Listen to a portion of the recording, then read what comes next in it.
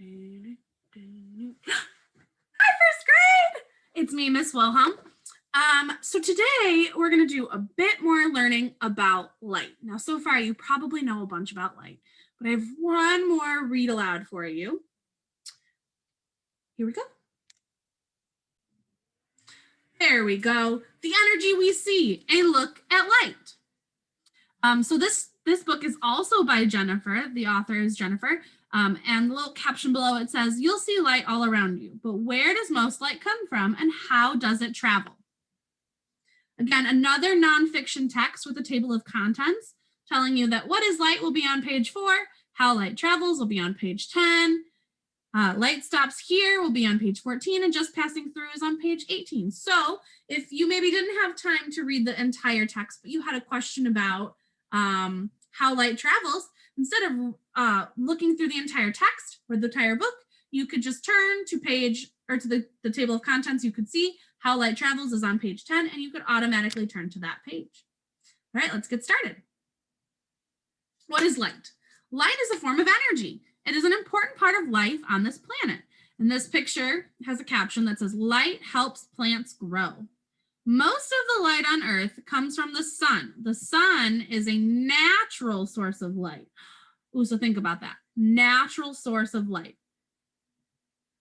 Fireflies and lightning are also natural sources of light. Fire gives off natural light as well. And so this caption says, this campfire is a natural light source. People have created ways to produce light. This is called artificial light. Jacob's reading lamp gives off artificial light. It's not a natural light source. Long ago, people used candles or oil lamps for light. A young man reads by candlelight in the 1600s instead of by a lamp. These days, electricity is mostly used to create light. Light bulbs, flashlights, and TV screens give off lights. So do phones. How light travels. Light energy travels in waves. Light waves move in straight lines until they hit an object. So the caption under the picture of the Earth says, nothing moves faster than light. Light from the sun takes only 8 minutes to reach the Earth. So think about that for a minute. Really put that in your brain. The sun creates light. That light travels from the sun all the way through space to Earth, and that only takes 8 minutes. Sounds like light would win any race. The light bounces off the object. This is called reflection. Say it with me at home. Reflection. Light waves move like ping pong balls. They bounce off objects to keep moving and keep moving. All objects reflect light. We are able to see things because the light bounces off of objects and back into your eye. So for example, look at this picture really closely. This girl is using a flashlight as her light source. The flashlight is moving down this yellow line and boom, it hits the book. And then the book reflects the light and it bounces back up into her eyes. And the pupils take in that light. Light bounces off this book. Mirrors give off reflections. Smooth and shiny objects reflect light well. Objects that reflect light well give off reflections like mirrors. Reflections let us see what is nearby.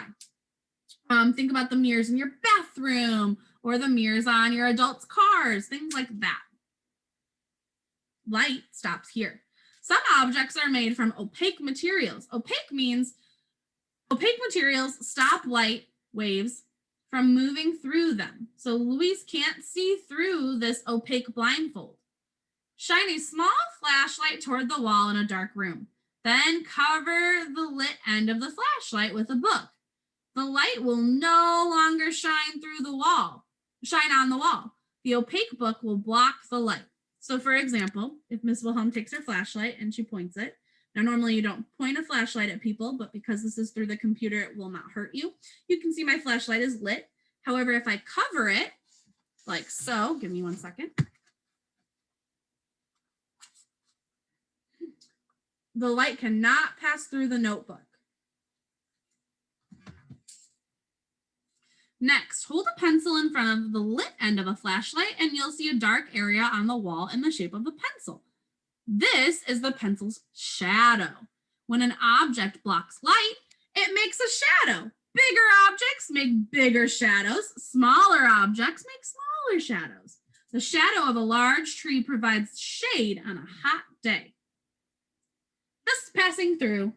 Other objects are made from transparent materials. Transparent materials let light pass through them. Glass is a transparent material. That's why in a previous read aloud, we learned that the sun can travel through the window to light up a room. We can see clearly through a glass window.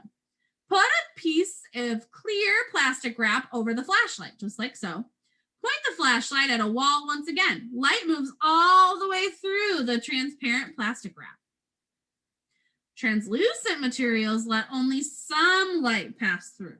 We can't see clearly through them. This lampshade is translucent. Only some of the light from this light bulb shines through the lampshade. That way it's not too bright, right?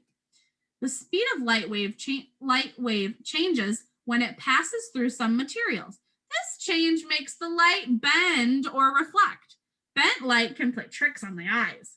So water in this stream refracts light. The fish are to the side of where we see them, kind of playing a trick on your mind.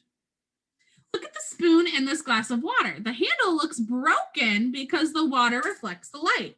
So the spoon is actually still in one piece, but if you notice right here, it kind of looks broken. Another trick. Colors. The light we see looks white, but it is actually a mix of 7 colors. What? When light is bent, you can see the different colors: red, orange, yellow, green, blue, indigo, and violet. That's what a lot of people call Roy G. Biv, and I'll show you why. R in Roy is red, orange in Roy, yellow in Roy, G for green, Biv, blue, I for indigo, and V for violet. Roy G. Biv. Let me read that sentence again to you. Red, orange, yellow, green, blue, indigo, and violet create white light together. Light lets us see the color of an object. Try getting dressed in the dark. Can you tell the difference between your black and brown shoes or your blue and gray socks? We can see an object's color because the object only reflects light of that color back to your eyes. The other colors do not bounce off the object. Green grass reflects green light waves. The red ball reflects red light waves. That makes sense. The world would be a very boring place without light. I certainly agree. Gives you an indoor activity, a glossary, and resources for further learning or reading. Well, first grade, thank you so much for joining me today to learn a little bit more about light. Go ahead and kiss your brains. Thank them for working so hard, and I will see you later. Have a great rest of your afternoon.